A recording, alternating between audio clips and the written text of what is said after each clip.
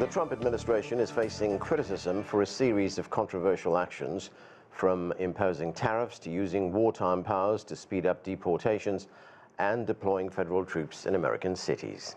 We begin with this report from CGTN's Jim Spellman. U.S. President Donald Trump and his administration are pushing the limits of executive power in unprecedented ways. Federal agents and National Guard troops are patrolling the streets of Washington, D.C., raising concerns about federal overreach, and the administration plans to target Chicago next, aiming to use a U.S. military base in the area to stage immigration enforcement actions. It's illegal, unconstitutional. Frankly, it's un-American to send troops into American cities when there's no emergency, there's no insurrection. The administration is threatening to deport Kilmar Abrego Garcia to Uganda. The Salvadoran citizen entered the U.S. illegally more than a decade ago and was sent to a prison in El Salvador in what the U.S. government admitted was a mistake, and later returned to the U.S. Now, the government says it will deport him to Africa if he doesn't agree to plead guilty to human smuggling charges dating back to 2022. The government is far more interested in throwing around their weight and demonstrating what they think is their power to do whatever they want, whenever they want, to whoever they want. The White House has fired the head of the Centers for Disease Control and Prevention, a Trump appointee, after she disagreed with Health and Human Services Secretary Robert Kennedy Jr. over vaccine policy. This is unprecedented. There has never been a CDC director fired. And it appears that she was fired for standing up for saying things that are true and refusing to rubber stamp things that are putting ideology into the recommendations of what vaccines our kids should get.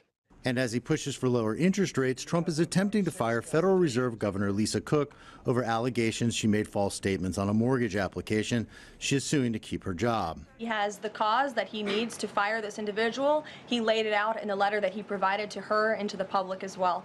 And so we'll continue to fight this battle. The Federal Reserve has traditionally been separated from White House politics, and in the Fed's 111-year history, no governor has ever been fired. And Trump has cut Secret Service protection for former Vice President Kamala Harris, who he defeated in last year's election. VPs traditionally only receive 6 months of protection once out of office, but former President Joe Biden had extended that an extra year. Trump defends his actions, arguing bold moves are required to take on serious issues and that he is getting results that help the American people. Jim Spellman, CGTN, Washington. To discuss the latest on U.S. politics, let's bring in our panel. Here in our studio, Douglas Sloan is principal at the National Capital Strategy Group. Here in Washington, D.C., Adolfo Franco is an attorney and Republican strategist. Also with us, Joseph Williams is former senior editor for U.S. News and World Report. And from Concord in New Hampshire, Daniel Pai is assistant professor of law at the University of New Hampshire. Welcome to all of you. Douglas Sloan, notwithstanding the details, the legal details of this ruling, what are the political implications? Well, politically, Trump could face a lot of these problems come midterm election. These tariffs are hitting people in the pocketbook, and it's not just people on the coast. It's hitting his constituency in Middle America and in red states. These farmers, middle-class people, hardworking people, working-class people are all suffering at the hands of these tariffs. The United States has lost, I think, beef exports, pork exports, soybean exports have all gone towards China, and you know, that's just the beginning. That's just a tip of the tariff iceberg here. So with losing all this business, this is really hitting Americans in the pocketbook, and the only way that Americans can respond is at the ballot box in the midterm elections. So we will see middle America, working class America, right, from red states respond come the midterm elections, and then everything should be sorted out then. Douglas Sloan, you know, some of these actions by the president, they sort of throw up some very unpredictable political outcomes. I mean, looking at this deployment here in Washington, D.C., I mean, you live in the D.C. area, what we commonly refer to as the DMV. The mayor of Washington, Muriel Bowser, she's a Democrat, and she was initially against the deployment of these National Guard troops, but is now praising it. Let's listen to her. The difference between this period, this 20-day period of this federal surge, and last year represents a 87% reduction in carjackings. So, Douglas, has President Trump done something right here? No, I don't believe that President Trump is doing something right. These soldiers, these U.S. National Guard are normally, or not normally, are controlled by state governors. Because of the unique situation of the District of Columbia, he is able to call them in and have them patrol the streets here. He would be in violation of the U.S. Constitution if he tries this in another city. And in regards to what Mayor Bowser said, I would push back on that a bit. These National Guardsmen are not trained police. The National Guardsmen are trained to engage with foreign combatants. When you call down the National Guard, normally it's a domestic rebellion, it's a foreign invasion, or you are having issues enforcing the law. None of that has been the case here. So Trump is bringing the National Guard, again, when you are operating outside of their designed purpose. And that is never a good thing. If Muriel wanted more police on the streets, then she should have gone on a hiring spree a long time ago and brought more police in. And she could even divide them up. We'll have some police that are going to handle domestic issues and other police that are strictly going to be with crime. There are ways that you could get around this issue. There are ways that you could deal with crime within our cities, within our urban areas, where you are not federalizing the U.S. military to patrol the streets, and the first, which is looking like to be a first step of an authoritarian regime. So I'm pushing back on the mayor on this. No, this is not a good thing. You may like the outcome, but I will argue that you can achieve these outcomes without violating the U.S. Constitution, which is ideally what you would want to do. Adolfo Franco, one of President Trump's senior aides, Stephen Miller, he went on Fox News to explain the deployment of troops. Let's listen to him. Look, if your streets are more violent, as these Democrat cities are, more violent than Baghdad, more violent than communities in Ethiopia, more dangerous than Mexico City. Democrat cities are more dangerous than Mexico City, which is run by criminal cartels. How can you pursue happiness? So, Adolfo, I think Stephen Miller actually said it there. He referred to Democrat cities. The president has now set his sights on Chicago, a city that is not even in the top 10 violent cities in the United States, according to the FBI. The cities that he's talking about are all Democrat cities. The most dangerous cities are in red states like Ohio and Tennessee. As this issue become too politicized, I mean, why not send troops to those states?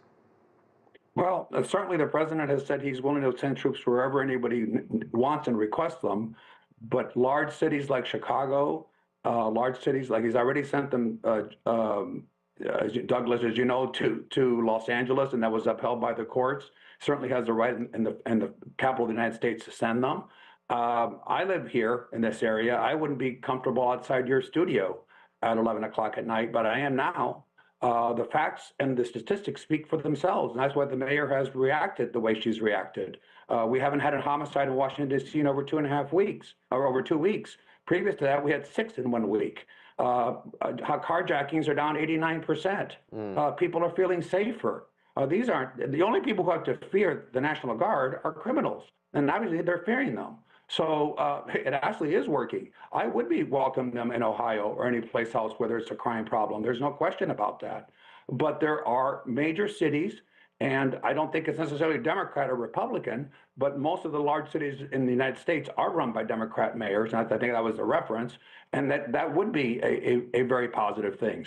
But I don't know. This show tends to project the bubble in Washington, D.C.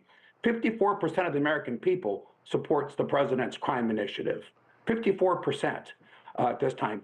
89% of the American people say crime in major cities is a major and significant problem.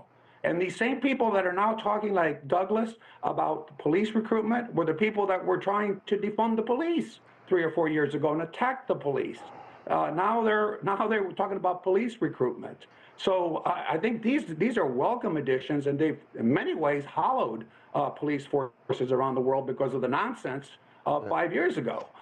So this is the problem. The other thing is this midterm nonsense.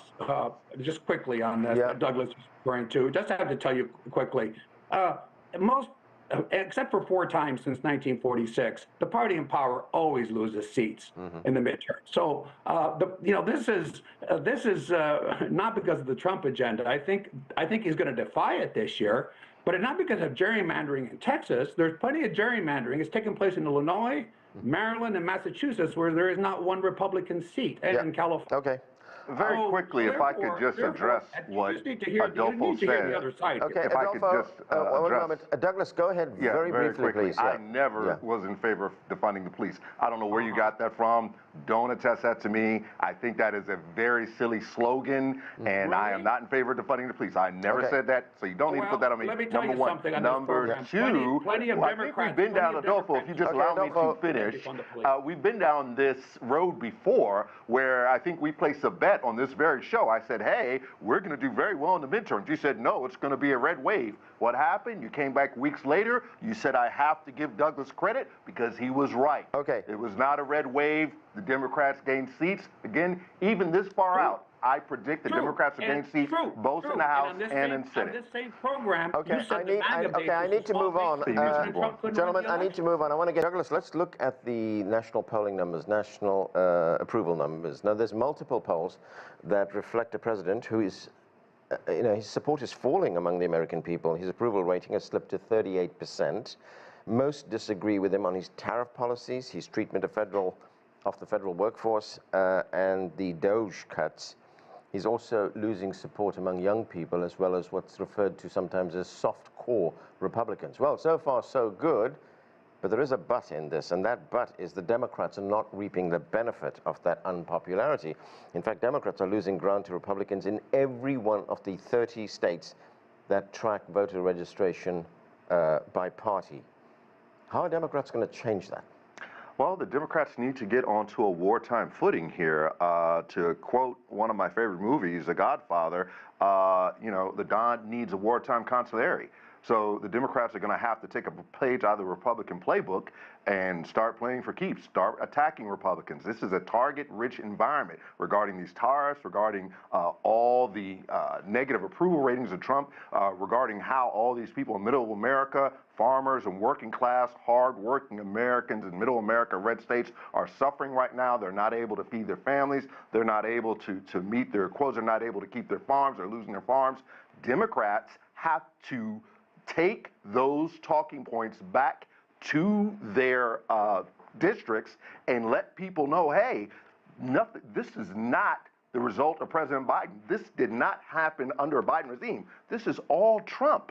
So you need to vote blue, no matter who, all the way down the line so we can get back into Congress, majority in Congress, and get back into the White House and fix this mess that Trump made. And that's the bottom line. Adolfo, very quickly, I've only got 40 seconds. There is one Democrat who's making some headway. He's getting some traction. That's Gavin Newsom. And he's doing that by mimicking some of the tactics that Donald Trump does, especially on social media posts. He's been making these posts using all caps and things like that. What do you make of that? Well, you can't. Donald Trump is authentic. Newsom is a fraud, and the American people see it for what it is. You can't imitate Donald Trump. Yeah. But whether it's Newsom or Eric Swalwell or others, is they see the Trump success. Yeah. And I know this is a painful for my friends. Yeah. But the fact is this: Democrats are losing in terms of registrations dramatically, and their approval rating is much lower than the president's. And the Democrat number of Congress is the lowest in history. Okay, I have to leave it there. We have to leave it there. We've run out of time. Thanks to all of you for being with us. That's it for this edition of The Heat. I'm Anand Naidu in Washington.